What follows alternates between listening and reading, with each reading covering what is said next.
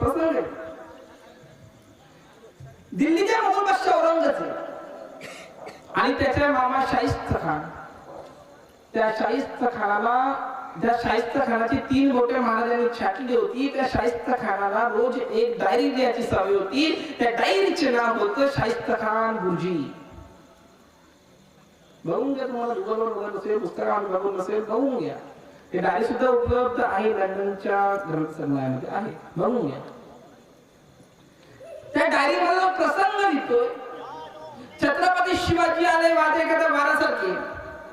शाहिस्त खानाचे 3 बोट छाटून आलमारातून निघून गेले. काही वेळ शाहिस्त खान सैतान पळत सुटला. काही वेळाने गोंधळ थांबला.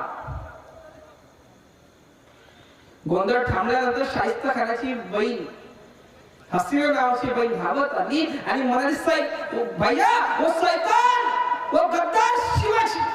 काय म्हणतोय तिची बहीण? वो गद्दार शिवाजी, वो हरामजादा शिवाजी मेरी बेटे को उठा के ले गया भाईजान, मेरी बेटी लापता है भाईजान.